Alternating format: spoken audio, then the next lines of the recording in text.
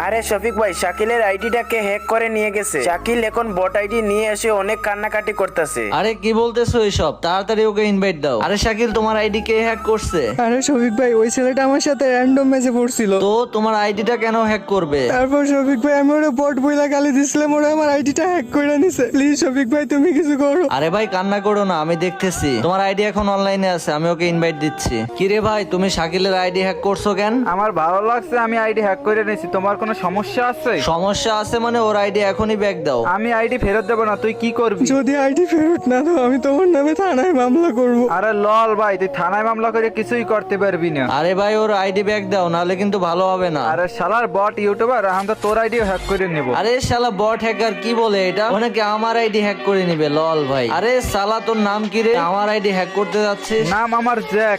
এই দেখ শালা বট ইউটিউবার, এখন তোর আইডিও করে ফেলাম হ্যাক। ওরে ভাই, এটা কি হইলো?